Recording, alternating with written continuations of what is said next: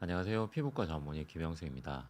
어, 이제 2025년 첫 방송인데, 다들 새해 복 많이 받으시고, 그, 작년은 유난히 저도 되게 한 해가 빨리 갔다는 생각이 들었었는데, 원래 이제 나이가 들수록 그 한 해 한 해 더 시간이 빨리 간다라는 느낌을 받게 되는 것 같은데, 그게 뭐 여러 가지 이유들이 있긴 하지만, 제 생각에도 그렇고, 이제 너무 모든 게 새롭지 않고 일상적으로 되다 보니까 어 그러면 특별한 기억에 남는 사건 이런 것들이 없으면서 뭐 되게 한 해가 빨리 지나가는 것 같아요. 그래서 작년은 뭐 여러 가지로 안 좋은 일들도 있긴 했던 것 같은데 뭐 제 개인적으로는 특별하게 뭔가 큰 변화가 없었던 것 같고 그래서 올해는 조금 좋은 일들을 새로 만들고 그래서 다시 조금 더 긴 한 해가 되면 좋겠다는 생각을 하고 있습니다.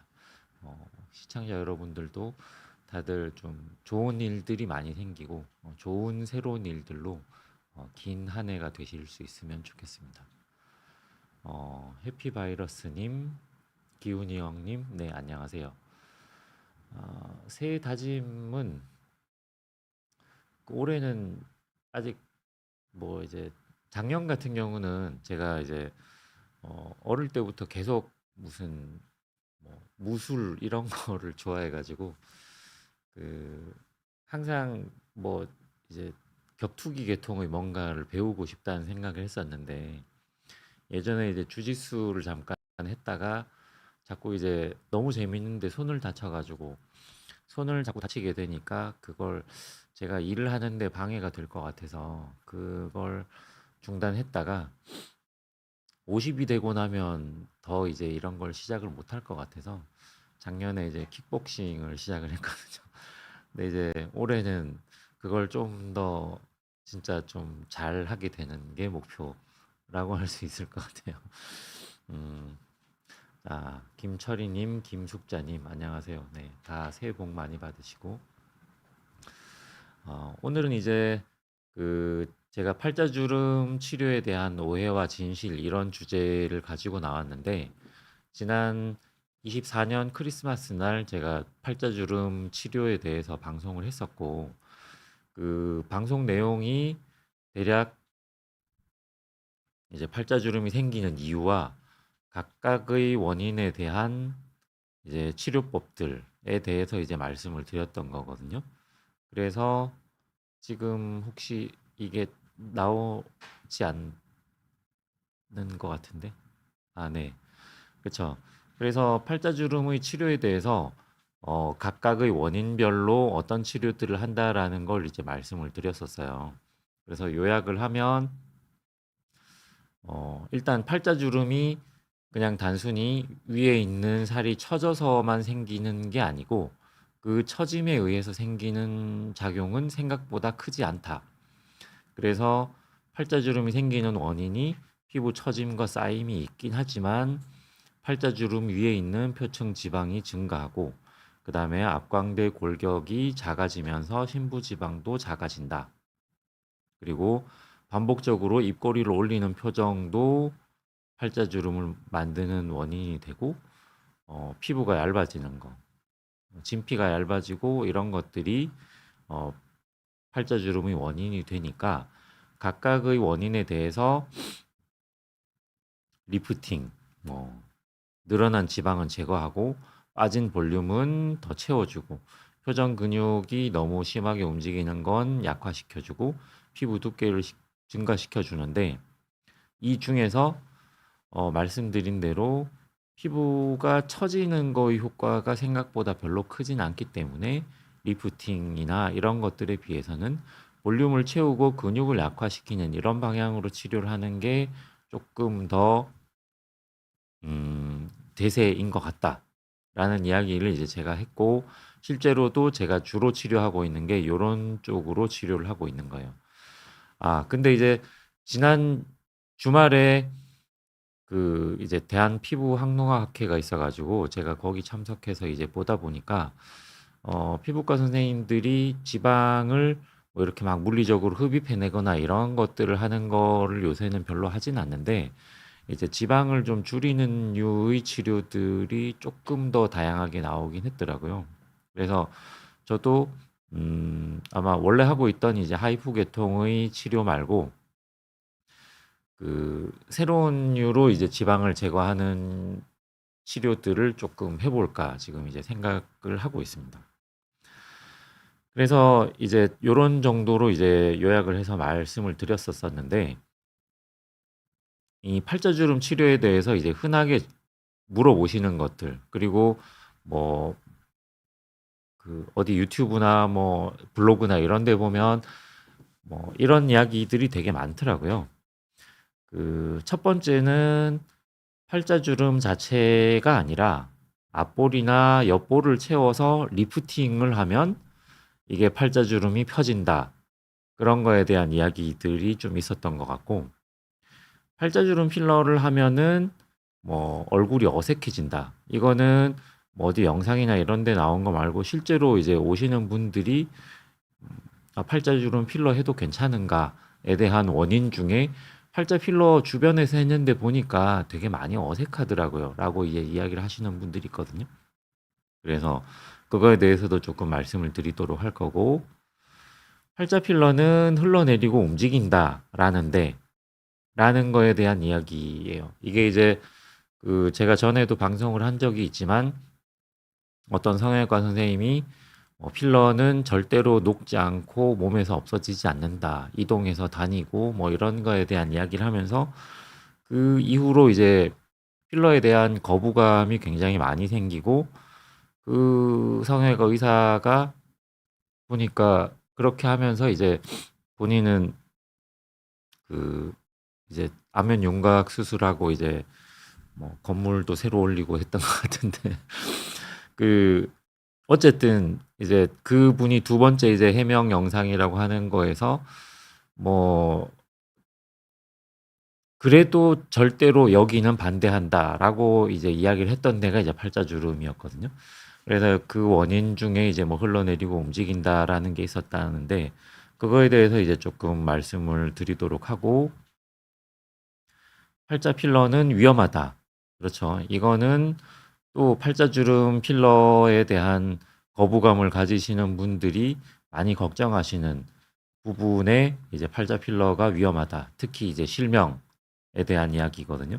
그래서 그거에 대해서도 조금 더 말씀을 드리고 그러면 필러 말고 요즘 유행하고 있는 주베룩 뭐 아니면 조금 더 최신으로 유행하고 있는 레디어스 치료 이런 것들은 어떤가에 대한 이야기를 물어보셔서 그 각각의 내용에 대해서 조금 말씀을 한번 드려보도록 하겠습니다.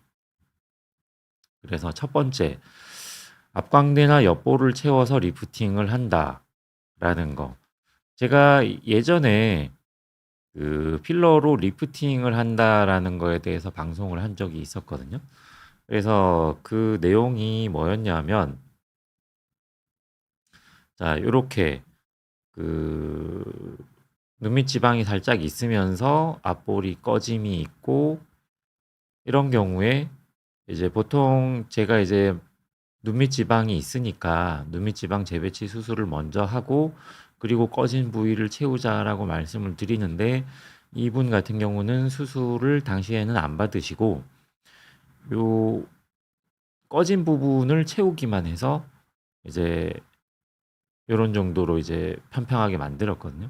근데 잘 보면 사진이 밝아져서 이렇게 보이는 거라고 생각을 할 수도 있지만 실제로 같은 날 바로 찍은 거지만 이렇게 제가 뭐 일부러 조작을 하려고 사진을 밝게 찍은 건 아닌데 제가 사진 찍는 기술이 뭔가 부족해서 그런지 같은 날 시술 전으로 찍어도 뭔가 더 어둡고 밝게 이렇게 나오는 경우들이 있긴 하더라고요. 근데 아무튼 이제 사진이 밝아진 거 이외에도 훨씬 더 뭔가 얼굴이 처져 보이는 현상이 덜 처져 보이는 거예요. 그래서 제가 이제 처짐에 대한 이야기를 할 때 실제로 여기에 있는 피부가 막 흘러내려서 처진다라는 것보다 뭐 그런 작용도 물론 중요하게 있긴 하지만 볼륨의 변화들 때문에 어디가 꺼지고 어디는 뭐 더 늘어나고 이런 변화가 생기면 처짐처럼 보인다라고 이제 제가 말씀을 드렸었고, 그럴 때 이제 꺼진 부위를 채워서 뭐 볼륨을 회복해 주는 것만으로도 리프팅 돼 보이는 효과가 있다라는 이야기를 하면서 이제 이 전후 사진을 보여드린 적이 있었었는데, 지금 근데 잘 보면 얼굴 전체가 요렇게 좋아져 보이는데, 리프팅 돼 보이긴 하는데, 팔자주름만 봤을 때는 요 팔자주름이 여기에서 보면 별로 크게 많이 달라져 있지 않는 것 같지 않나요? 팔자주름 자체는, 그러니까 이 이론상으로는 그리고 실제로 뭐 이마나 관자놀이 같은 경우는 필러를 해서 이제 요걸 통통하게 만들면 눈썹이 이렇게 올라가면서 리프팅이 된다, 이런 걸 이용해서 이제 뭐 리프팅 치료를 하시는 분들도 많이 계시는 것 같은데, 물론 저는 그렇게 하는 걸 선호하지 않긴 하는데, 만약에 여기서 이제 팔자주름을 더 늘리려면 어떻게 하면 되냐 하면, 여기 볼륨을 더 채우면 팔자주름이 조금 펴지긴 하겠죠. 왜냐하면 이게 더 부풀어 오르면 이제 텐트를 이렇게 세우는 폴이 더 높아지는, 그러면 그만큼의 볼륨을 더 이렇게 남아도는 천을 아래에서 당겨 올리니까 텐트 폴대를 더 높이 세우는 거랑 비슷한 효과다라고 생각을 하시면 되거든요. 그래서 이 부분의 볼륨을 제가 넣은 것보다 조금 더 많이 채우게 되면 불룩하게 올라오면서 팔자주름이 당겨서 올라가는 그런 효과가 생기긴 합니다. 근데 이제 제가 늘 자연스러움에 대해서 이제 말씀을 드리는데, 이 정도를 넘어서서 이거보다 팔자주름이 펴질 정도까지 앞볼을 넣는, 뭐 근데 이제 보통 앞볼 필러를 한다라면 그렇게 많이 넣는 경우들이 대부분이긴 하니까 보통은 그렇게 했을 때 이제 팔자주름이 펴지는 경우들이 많긴 할 거예요. 근데 이제 과연 그 모양이 보기가 좋을까 하는 면에서 저는 이제 조금 의문이고, 제 개인적으로는 그런 이제 볼륨을 채워서 리프팅을 한다라는 게, 여기 꺼진 앞볼 부분, 광대 아래 부분 여기가 꺼져 있을 때 이걸 채워서 리프팅 돼 보이게 만든다라는 것과, 실제로 여기의 볼륨을 채워서 팔자주름을 끌어올려서 리프팅을 한다라는 거는 다른 거예요. 그래서 팔자주름이 끌어올려질 정도까지 필러를 만약에 여기다 넣는다, 그러면 그 모양 자체도 어색할 것 같고, 실제로 그렇게 해서 이 부분에 필러를 많이 넣어놓으면 그 필러는 무거워서 흘러내릴 가능성이 꽤 높을 것 같다는 거죠. 실제로 그렇게 오시는 분들도 많고. 그래서 이 팔자주름을 펴기 위해서 이 앞볼이나 옆볼에 필러를 넣어서 약간 끌어당긴다. 과연 실제로 이제 팔자주름 자체가 펴졌을까? 라는 것도 생각을 해봐야 되고, 실제로 펴질 정도까지 필러를 넣었을 때 과연 그 모양이 자연스러울까? 아니면 그 필러가 너무 많아서 흘러내리지 않을까라는 거에 대한 걱정을 해야 될 것 같고, 그런 의미에서는 이제 앞광대나 옆볼을 채워서 팔자주름을 편다라는 시도가 제 개인적인 생각으로는 별로 바람직하지 않을 것 같다 라는 걸 이제 말씀을 드리는 겁니다. 두 번째는 이제 팔자 필러는 어색해진다는데 라는 거에 대한 내용입니다. 제가 팔자주름에 대해서 이제 저희 시술 받으셨던 환자분들 사진이나 뭐 이런 것들을 보면서 팔자주름의 유형을 보여드리느라고 지난번에 보여드리긴 했는데, 그때 이제 준비를 하면서 팔자주름이 자연스럽게 있는 정도랑, 그러니까 어떤 종류 어느 정도의 팔자주름이 눈에 띄고 신경이 쓰일까라는 걸 보면서, 제가 이제 되게 유명한 남자 배우, 제가 좋아하는 남자 배우 다른 분의 그 요즘 사진과 예전 사진, 그러니까 95년, 4년 이럴 때 이제 사진을 가져와서 이제 비교하는 거를 만들었었었는데, 그 사이에 이제 그 배우분이 약간 뭔가 그 좀 이슈가 되면서 이제 다른 사건이 생기는 바람에, 그래서 그 또 제가 좋아하는 다른 남자 배우분으로 이제 사진을 바꿔서 가져왔는데, 지금 이제 장동건 씨 보면 요렇게 팔자주름이 보이는데, 그 젊을 때 너무 뭐 지금도 너무 멋있으시지만 젊을 때에도 보면 요렇게 팔자주름이 있단 말이에요. 자, 다음 분으로 제가 되게 어린 시절에 좋아했던 배우분이셨고, 그 임채무 님도 보면 이렇게 연세가 있으실 때 팔자주름이 있던 게 젊은 시절에도 요렇게 팔자주름이 있었단 말이에요. 그래서 팔자주름이란 것 자체는 그 워낙에 어 정상적으로 있는 건데, 그게 어느 정도까지가 돼야지 눈에 띄고 나이 들어 보이고 어느 정도는 그냥 젊어 보이고 이렇게 되는가에 대한 기준이 명확하진 않지만 실제로 젊을 때도 그냥 있다는 거예요. 그래서 나이 든 얼굴에서 이 정도로 이렇게 보이지만 젊은 얼굴을 표현할 때도 팔자주름이 분명히 있다. 그래서 근데 이제 이 차이는 뭔가에 대한 거 뭐 여러 요소들이 있겠지만, 그 앞볼에서부터 이렇게 입으로 내려가는 요 부분의 각도가 만약에 이런 정도로 보인다면 나이가 들었을 때는 이 각도가 이제 조금 더 깊어진다라고 이제 생각을 하면 될 것 같고, 그래서 필러를 주입해서 이 부분을 채워 올리면서 각도를 약간 덜 깊어지게 만든다라는 개념으로 이제 치료를 하는 게 팔자주름 필러라면, 이걸 이제 이 정도 넣어서 뭐 원래 있던 정도의 각도랑 비슷하게 만든다 정도까지만 하면 괜찮을 것 같은데, 이걸 너무 많이 넣어서 너무 많이 펴면 이렇게 많이 펴진 얼굴은 이제 정상적인 사람의 얼굴보다는 이런 그 보통 이제 원숭이들이 이렇게 요 각도가 좀 평평하고 밋밋한 편이거든요.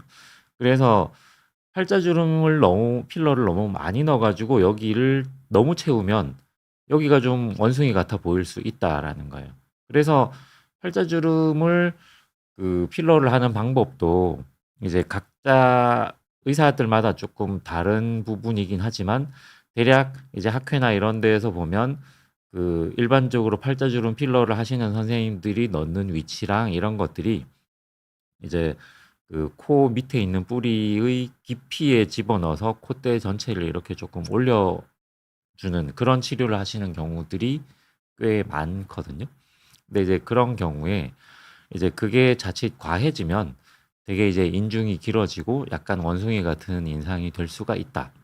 그래서 어떤 방식으로 필러를 하든 간에 이 부분에 어 뭐 넣는 모양도 중요하긴 하지만 양도 중요하다. 그래서 여기를 너무 펴서 어 없애려고 하면 안 된다라는 거예요. 그래서 적당한 정도로 정상적인 정도까지 남겨두고 그러고 이제 치료를 해야 된다라는 이야기를 네, 드려야 될 것 같아요. 그래서 실제로 이제 팔자주름 필러를 했던 경우를 보면 요렇게 깊은 주름을 그냥 조금 완전히 없앤 게 아니라 그냥 좀 덜 보이는 정도까지만 요렇게 만든다라고 생각하는 걸 목표로 하면 될 것 같고, 웃을 때 이렇게 보이던 걸 좀 덜 보이게 만든다 정도 생각하면 될 것 같아요. 자, 그리고 이제 앞에 말씀드린 내용이랑 약간 뭐 같은 계통이라고 생각을 할 수가 있는데, 그 팔자 필러 부위를 이렇게 많이 펴려고 거기다 필러를 많이 집어넣고, 아니면 혹시라도 되게 무른 필러를 집어넣으면 팔자주름 자체가 워낙에 이제 입꼬리를 올리는 류의 근육이 여러 군데에서 이제 붙으면서 걔네들이 움직이는 것 때문에 딱 요쯤에서 그러니까 이렇게 이렇게 지금 하는 것만 봐도 이렇게 움직이면 여기는 계속 자연히 말하고 이 표정을 지을 때마다 여기가 이제 이게 눌리면서 그럼 여기에다 필러를 넣어놨을 때 계속 이렇게 아래 위로 그러니까 눌러서 아래 위로 움직이게 되는 그런 현상이 생기게 되거든요, 실제로. 그래서 팔자주름은 필러를 넣었을 때 되게 움직이기 쉬운 부위이긴 합니다.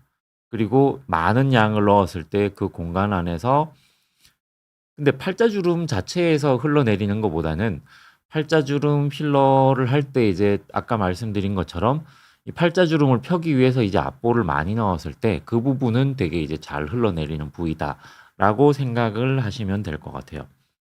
그래서 이 부분이 앞볼은 그 구조적으로 이거를 한번 보여드리면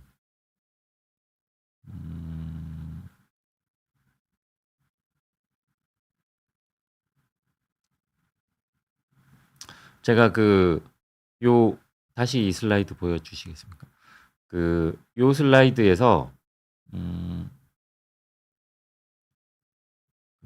얼굴의 층이 5개 이야기를 제가 했었었는데 보통 이제 필러를 넣는 층이 요 피부 근막층이라는 걸 기준으로 해서 요거보다 위층 혹은 아래층에 집어넣게 되는데 피부 근막층의 아래층에 보통 필러를 집어넣는 경우가 많거든요. 근데 그 공간이 어느 구획 이렇게 해가지고 딱 경계가 명확하게 있어서 어디에 넣은 거는 그 자리에만 위치하고 이런 게 아니라서 그 부분에 있는 필러가 너무 과하게 무거우면 걔가 이제 이 공간을 벌리면서 아래로 흘러내릴 수 있는 가능성이 있거든요. 그래서 이제 이 필러를 집어넣을 때는 너무 많이 집어넣으면 안 된다라는 거예요. 그래서 이제 적당량을 집어넣게 되는 건데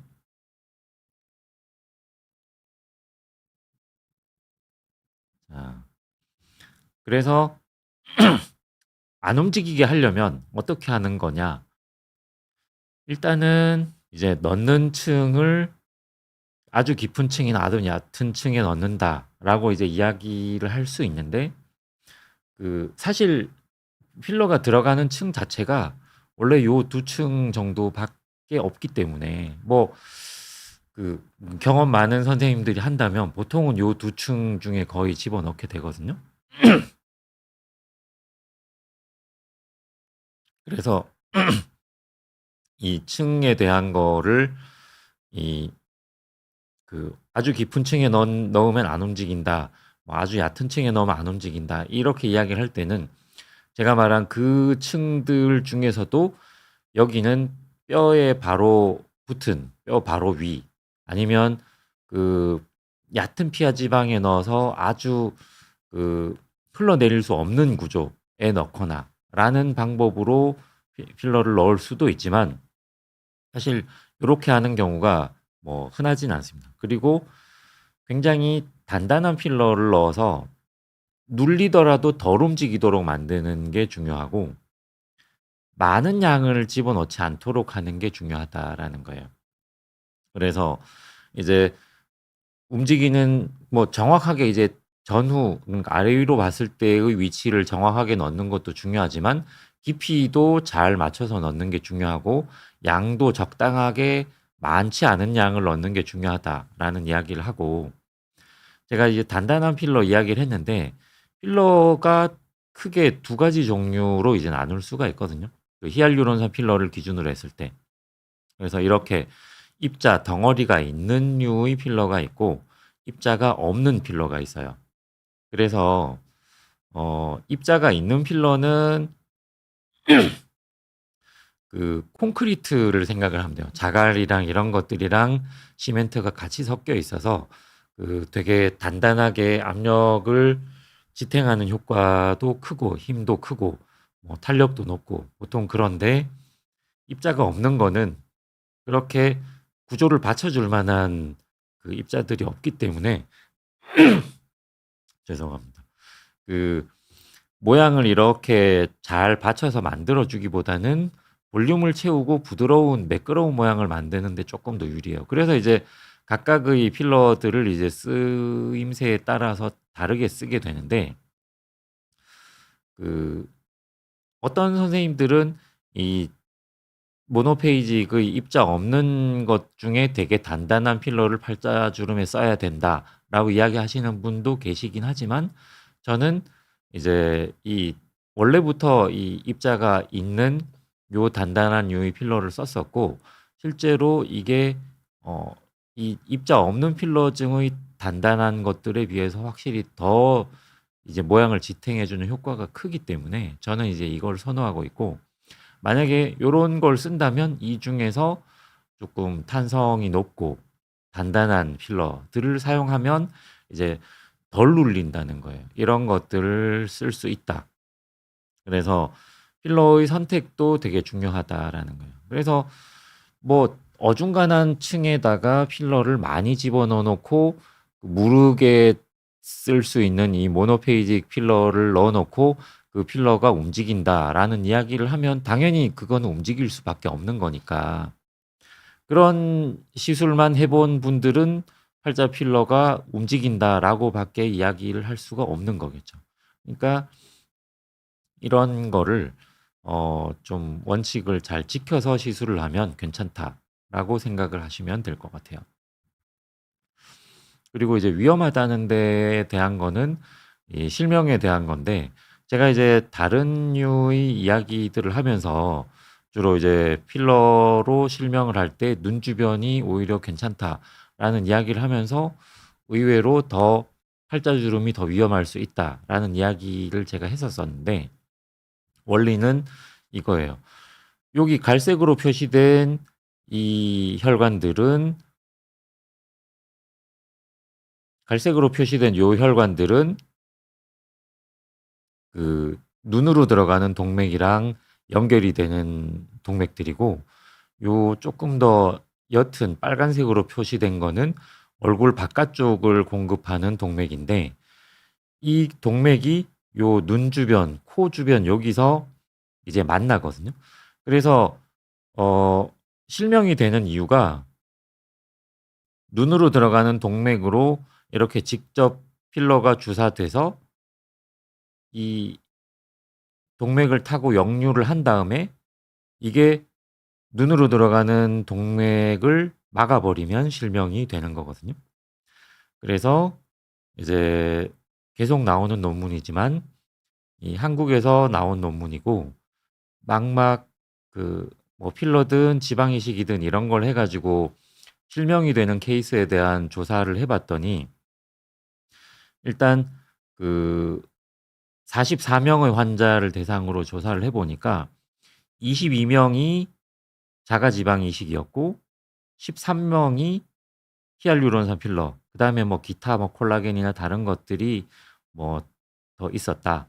그래서 주로 이제 자가지방 이식이 제일 많고 그 정도도 제일 심한 걸로 나와 있고 히알루론산 필러는 오히려 자가지방 이식에 비해서는 덜 위험하다. 물론 안전하다라고 이야기를 할 수는 없겠지만 뭐 자가지방 이식이 훨씬 더 위험하다. 그래서 뭐 그런 오해들 있잖아요. 뭐 필러는 위험하니까 자가지방 이식해야 된다라는 게 되게 말이 안 되는 이야기라는 거죠. 그리고 부위를 봤을 때도 미간이랑 여기 네이저레비알 폴드라고 되어 있는 이게 이제 팔자주름이거든요. 그래서 미간이 제일 많고 그 다음에 팔자주름, 그 다음에 코예요. 그래서 미간, 코 필러, 팔자주름 요렇게가 이제 위험한데 사실 팔자주름 필러가 빈도가 아마 제일 높지 않을까 싶어서 그래서 이제 빈도가 조금 더 높게 나왔었을 것 같고 부위로 봤을 때는 미간이랑 코가 어쩌면 제일 위험할 수 있는 부위일 것 같다. 물론 팔자주름도 위험한 부위이겠지만 그래서 팔자주름에 필러를 할 때는 실명이 생기는 원리에 대한 거를 이제 정확하게 이해를 하고 그 실명이 생기는 이유를 피하면 될 거니까 실명이 생기는 조건을 찾아보면 일단 혈관 내로, 동맥 내로 주입을 해야 되고, 두 번째는 충분한 양을, 그러니까 이렇게 역류해서 눈으로 들어가는 혈관까지 도달할 수 있을 정도의 충분한 양을 동맥압을 이길 정도의 압력과 속도로 주입을 해야 된다. 그러면 이런 실명 사고와 이런 위험을 줄이려면 혈관을 찌르지 않도록 굵은 캐뉼라를 사용을 하고, 어, 만약에 찔렀다고 하더라도 소량씩을 움직이면서 주사를 하면 그 혈관 안에 들어갈 가능성이, 위험하게 들어갈 가능성이 훨씬 더 또 낮아질 거고, 그리고 약하게 아주 천천히 이렇게 집어넣으면 동맥압을 이길 수 없을 테니까. 그래서 이런 원칙들을 잘 지켜서 시술을 하게 되면 팔자주름 필러도 생각보다 별로 위험하지 않다. 뭐 그래서 그 뭐 물론 이제 이거는 시술을 능숙하게 잘 하는 걸 기준으로 이제 제가 말씀을 드린 거기 때문에 무조건 안전하다라고 할 수는 없겠지만, 이제 이런 거를 잘 지켜서 할 수 있는 선생님한테 한다면 팔자주름이 생각보다 그렇게 걱정할 만큼 위험한 부위는 아니다라고 생각을 합니다. 마지막으로 필러 말고 주베룩은 어떤가? 그래서 이제 제가 예전에 보여드렸던 히알루론산 필러랑 자가지방이랑 뭐 스컬트라, 주베룩 이렇게 해서 이제 장단점을 보여드렸었는데, 뭐 이런 내용들을 그냥 나머지들을 빼고 이제 요약을 잠깐만 해드리면, 히알루론산 필러는 이제 히알루론산 필러 자체가 그 자리에 들어가서 이제 볼륨을 만들고, 그리고 또 히알루론산 필러도 그 뇌 콜라겐을 생성하는 효과가 있긴 하지만, 주베룩이나 뭐 스컬트라 같은 경우는 그 자체의 볼륨 효과는 없지만 그들이 들어갔을 때 그 주변에 콜라겐 생성을 유도해서 그 콜라겐들이 서서히 차오르면서 이제 볼륨을 만든다라는 개념으로 이제 치료를 하는 거거든요. 그래서 이제 장단점으로 봤었을 때 히알루론산 필러는 보통 이제 팔자주름에 넣는 경우에 한 1년 정도를 보는데, 이 콜라겐이 일단 생기게 되면 그것들은 유지 기간은 꽤 길게 유지가 된다라고 생각을 하면 될 것 같아요. 그리고 뭐 이물 반응이라고 해서 이제 히알루론산은 우리 몸에 있는 거랑 똑같은 성분을 넣는 거니까 이물질은 아니지만, 그게 빨리 분해가 되지 않도록 하는 과정에서 이제 구조 변형을 했기 때문에 이물질로 반응을 할 수 있고 지연형 과민 반응 같은 게 나타날 수는 있다. 근데 이제 스컬트라나 주베룩 같은 경우는 이물질에 대한 반응으로 콜라겐이 생기는 거거든요. 그래서 이제 그런 뭐 이거는 근데 이제 뭐 장단점이라고 이야기를 할 수는 없는 것 같고, 결절의 형성이라는 게 이제 문제가 주로 돼요. 그래서 콜라겐을 생기게 만들다 보니까 콜라겐이 고르게 내가 원하는 모양으로 펴져서 생기는 게 아니라 국소적으로 생기면 단단한 이제 만져지는 결절이 생기는 거예요. 그래서 그 결절이 생겼을 때 주베룩 같은 경우는 이제 고주파 에너지를 줘서 초기에 마사지를 하면은 조금 펴진다라고 돼 있고, 스컬트라는 그거보다 더 높은 에너지를 줘야지 좀 눌릴 수 있기 때문에 뭐 잘 안 펴지지만 그래도 초기에는 가능하다. 근데 이제 이게 어느 정도 콜라겐이 생겨버리고 나면 그 뒤로는 생긴 콜라겐 결절은 이제 제거하기가 굉장히 힘들다라고 생각을 하면 될 것 같아요. 그리고 뭐 이동하는 거는 필러는 당연히 이동할 수 있지만 스컬트라나 주베룩은 훨씬 더 덜 이동한다. 그리고 뭐 자연스러움이라고 하는 거는 이제 필러는 어색하고 스컬트라 주베룩은 자연스럽다 이게 아니라, 자연스럽게 하면 필러도 자연스러운 거고 스컬트라나 주베룩을 했을 때도 부자연스럽게 하면 이것도 부자연스러워질 수 있는 거예요. 물론 얘네들이 바로 볼륨이 차오르는 효과가 없기 때문에 당장은 어색하지 않다라고 느낄 수 있지만, 오랫동안 서서히 시간이 지나면서 이제 변형이 될 때 그 모양이 어색한 모양이 될 수 있다라는 거죠. 그리고 실명 위험도 지방이 제일 높고 히알루론산 필러도 깊은데 스컬트라나 주베룩으로도 실명이 보고된 바들이 있기 때문에 이것도 완전히 안전한 건 아니다. 그러니까 실명 위험 때문에 뭐 이런 걸 한다라는 것도 약간은 말이 안 될 수 있을 것 같고, 그리고 개인차가 있다라는 거예요.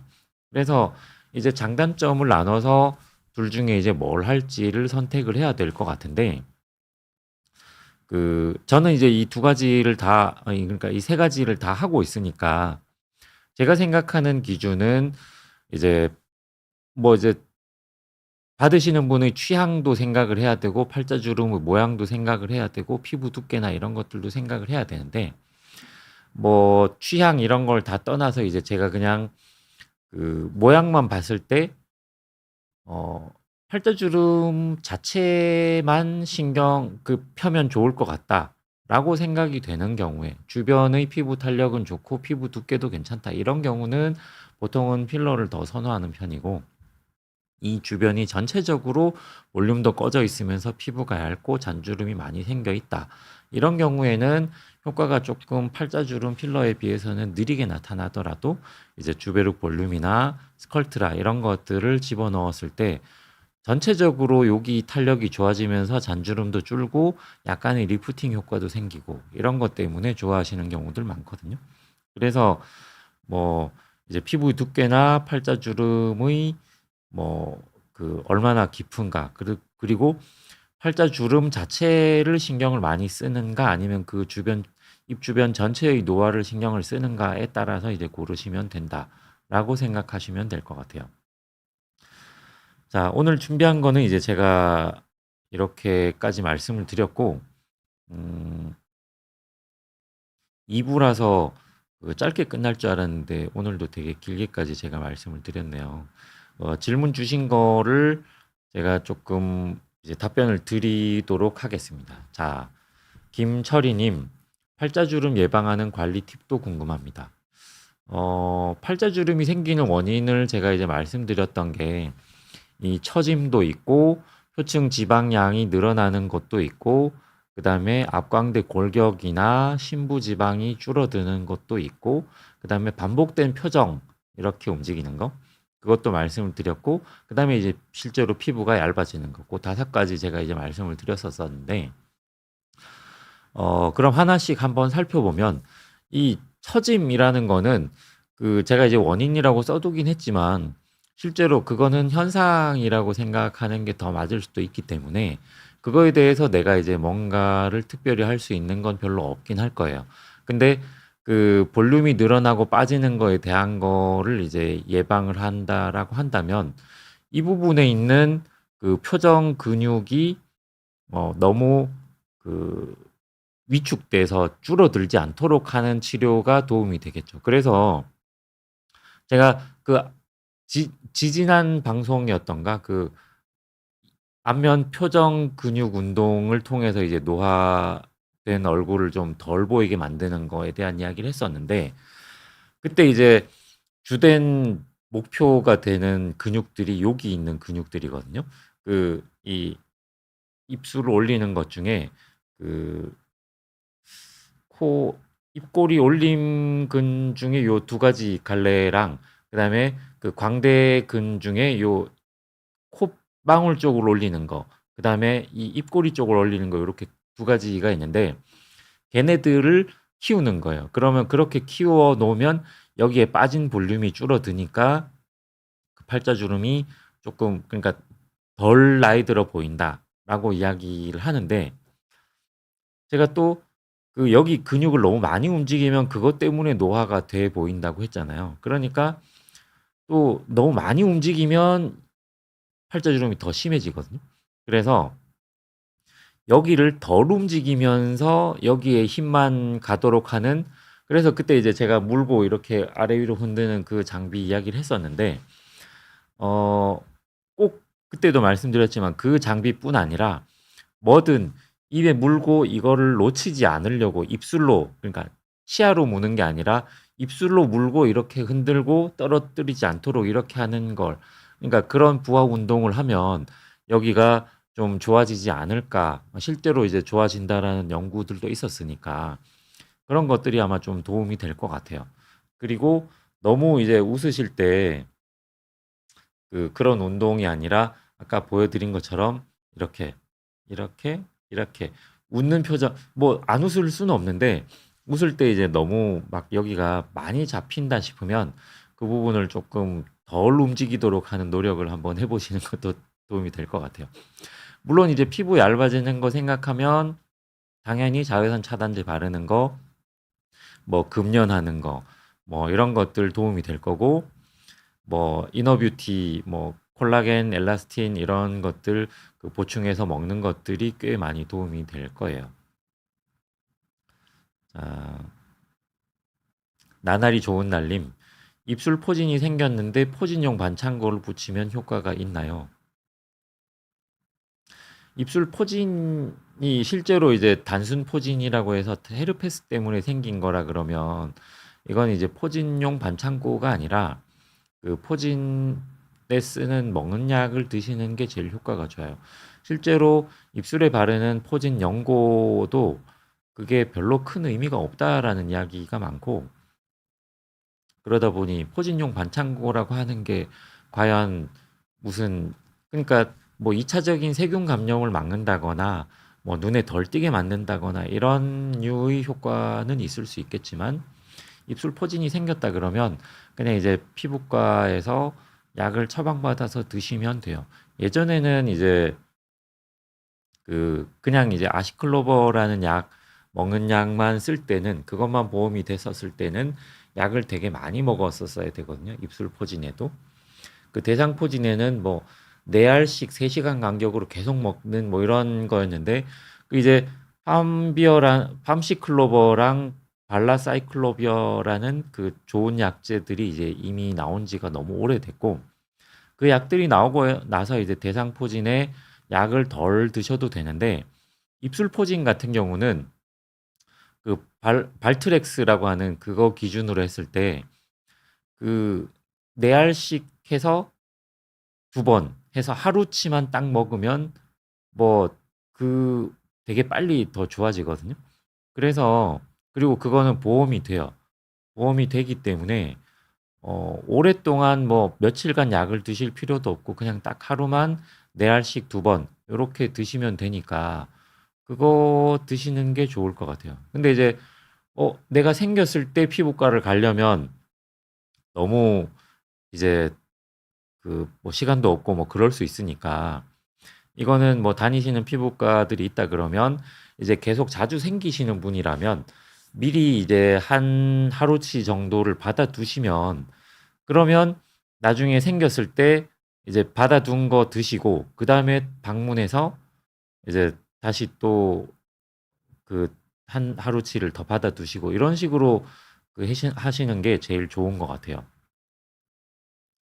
자, 요요님, 팔자 어릴 때부터 너무 스트레스인데 귀족 수술하라고 권유를 들었거든요. 귀족 수술은 요즘도 많이 하나요? 영구적인 수술을 하고 싶어요. 그렇죠. 저희는 하지 않지만 이제 성형외과에서는 많이 하고 있고, 그 이제 팔자주름 필러를 절대로 반대한다고 했던 그 성형외과 의사도 귀족 수술을 하면 된다라는 이야기를 했던 건데, 그 보형물을 이제 뼈에다 이렇게 고정시켜 주는 거거든요. 근데 그거를 빼러 오시는 분들이 되게 많긴 해요. 그러니까 이제 팔자주름의 형태 중에 실제로 여기가 워낙에 이제 꺼져 있으면서 이 부분을 채워 올리면 좋아지는 형태의, 그러니까 귀족 수술을 해서 좋아지는 형태들이 있고, 그런 형태의 팔자주름에는 필러를 넣을 때도 귀족 수술하듯이 되게 깊게 이렇게 집어넣어 가지고 뼈 위에 넣는 걸 해서 코 전체를 들어 올린다라는 방향으로 이제 시술을 할 수가 있는데, 귀족 수술하고 그렇게 깊게 넣는 필러 많이 넣는 걸 잘못하면 아까 말씀드린 것처럼 그 어색하게 원숭이 같은 모양이 될 수가 있거든요. 그래서 귀족 수술을 하셔도 되지만 이제 할 때 과연 내가 귀족 수술로 도움이 될 만한 타입의 팔자주름인가라는 거를 꼭 잘 그 알아보고 하셔야 될 것 같습니다. 자, 김숙자님, 빨대로 음료 많이 마시면 팔자주름 생기냐요? 아, 그 빨대로 음료를 마실 때는 보면 그 요렇게 되잖아요. 요렇게. 그러니까 요렇게 되는 건 그 이때는 팔자주름을 만드는 근육 얘네들이 작용을 하는 게 아니라 입을 오므리는 요 입둘레근 얘가 이제 움직이면서 작용을 하는 거거든요. 그래서 요렇게 빨아먹는 걸 많이 할 때는 팔자주름이 아니라 요 윗입술 요 주름이 잘 생겨요. 그래서 이제 팔자주름하고는 별 관계가 없는데, 그래서 이제 윗입술에 요렇게 고양이 같은 주름 요게 생길 때 요 부분에 이제 보톡스를 해서 여기를 덜 움직이게 만드는 치료를 하기도 하는데, 이걸 하고 나면 실제로 이제 빨대 빨아 먹을 때 이제 조금 불편하다고 하시거나 오 발음할 때 불편하다고 하시는 경우들이 있어서, 요새는 이제 그 이거를 제일 간단한 건 보톡스긴 한데, 여기도 이제 필러나 요새 하는 레디어스 뭐 주베룩 이런 것들을 하는 경우들이 꽤 많고 효과도 좋은 것 같아요. 자, 요요님, 필러가 팔자 위로 옮겨갔어요. 5년 전인데 움직이네요. 내원하면 상담 후 시술도 가능한가요? 만약에 팔자 위로 옮겨간 필러가 있으면 그 부분에 녹이는 주사를 하면 됩니다. 근데 이제 제가 실제로 저희 병원에 오셔서 이제 예전에 팔자주름 필러를 맞았는데 그게 이제 위로 옮겼다라고 하시는 분들을 보면 실제로 위로 올라간 분도 계시긴 한데, 대부분의 경우는 제가 그 말씀드렸던 대로 여기 있는 요 표층의 지방, 그 팔자주름 위 표층 지방은 나이가 들수록 점점 양이 늘어나고 아래로 처지는 효과가 있거든요. 그래서 이게 예전에 넣은 필러가 실제로 올라간 게 아니라 내 지방이 더 늘어나고 처진 거일 가능성도 꽤 높아요. 실제로 그런 분들도 많고. 만약에 예전에 넣은 필러가 실제로 있는 것 같으면 그러면 녹이는 주사를 한번 해보는 건데, 그렇게 했을 때 녹으면 다행인데 보통 이제 그게 녹지 않는 경우들도 많다. 그런 경우는 아, 필러가 오래돼서 안 녹는구나라고 생각하기보단 그냥 그 부분에 원래 내가 가지고 있던 표층의 팔자주름, 팔자지방 위 이제 그게 처져서 내려온 거라고 생각하시면 아마 더 맞을 것 같습니다. 요거는 뭐 꼭 저한테 오셔야 되는 건 아니고 어디 가시든 피부과 전문의 선생님들이 아마 대략 다 아실 거예요. 그래서 뭐 가까운 데를 찾아가셔도 아마 괜찮으실 것 같습니다. 그리고 만약에 필러를 녹이는 걸 한다면 그리고 나서 바로 필러 시술을 할 수는 없고, 일단 그게 녹고 그 필러가 들어가 있던 자리가 조금 닫히는 시간이 적어도 몇 주 정도 지나고 나서 그리고 다시 필러 시술을 하는 게 좋습니다. 구로마유님, 교정기 하면 팔자주름 생기나요? 지금 교정 중인데 생길까봐 무서워요. 아, 그 교정을 하면서 이제 교정기를 끼면 그 원래 돌출입을 집어넣거나 뭐 치어를 교정하거나 이런 정도로 하는데, 교정을 끼다 보면 아무래도 약간은 더 입이 당시는 더 돌출되는 효과가 생길 수가 있으니까, 보통 제가 이제 팔자주름 여러 형태 중에 입이 돌출되면서 생긴 형태를 보여드렸었으니까 그런 가능성이 있긴 하지만 일시적으로 그렇게 되는 거라, 그리고 교정을 뭐 연세가 많으신 경우에 하실 수도 있겠지만 보통 젊은 나이에 하게 될 테니까 그 교정을 하는 기간 동안 팔자주름이 일시적으로 약간 더 늘어나는 느낌이 들 수 있겠지만, 그 교정을 해서 결국은 입이 들어간다거나 뭐 치열이 고르게 되면 결과적으로는 팔자주름이 덜 생기게 되는 효과가 되지 않을까라고 생각합니다. 그래서 교정을 팔자주름 때문에 모서하실 필요는 없을 것 같아요. 자, 이제 마지막으로 50분이니까 바지락 술집님 질문만 답변 드리도록 할게요. 선생님은 필러, 보톡스 중 어떤 거 하실지. 아, 저는 둘 다 하는데. 그래서 이제 어떤 게 더 중요한가에 따라서 이제 이거를 뭘 할지를 이제 결정을 하는 거고, 뭐가 더 맞다. 이 아예 목적 자체가 다른 거니까 둘 중에 이제 뭘 할지를 이제 선택을 해야 되는 거죠. 아, 이그라이님, 선생님, 근데 필러 많이 맞으면 실명될 수 있다는 것, 많이 맞으면 실명이 되는 게 아니라 그런 이야기 문의하시더라고요. 필러 맞은 지 이제 언제 얼마나 됐는데 작년에 맞았는데 실명될까 무슨 지금 맞아둔 필러가 실명이 되는 일은 없어요. 실명은 필러 시술을 할 때 생기는 거예요. 그래서 할 때 그날 생기지 않았다. 그리고 며칠 뒤로 생기지 않았다. 그러면 그거는 그냥 안전하다고 생각. 이제 혈관이 눌리거나 혈관 안으로 필러가 들어갔을 때 생기는 거니까. 근데 혈관이 눌려서 실명이 된다. 이런 경우는 사실 없다. 그래서 이제 혈관 안으로 들어갔는데 눈으로 들어가는 동맥이 바로 막혔느냐 아니면 그 주변이 막혔느냐에 따라서 이제 며칠 뒤에 실명이 생길 수 있다라는 게 가능하지만 근데 이제 한 달이 지났다. 그러면 그런 가능성은 없다고 생각하시면 됩니다. 자, 이제 오늘 제가 준비한 거는 다 말씀을 드린 것 같고 그래서 이제 뭐 오늘 방송은 이제 여기까지 하고 저는 이제 다음 달에 이제 또 다른 주제로 다시 찾아뵙고 인사드리도록 하겠습니다. 다음 주가 이제 명절 연휴가 길게 있는데 연휴 잘 보내시고 저는 다음 달에 다시 뵙겠습니다. 감사합니다.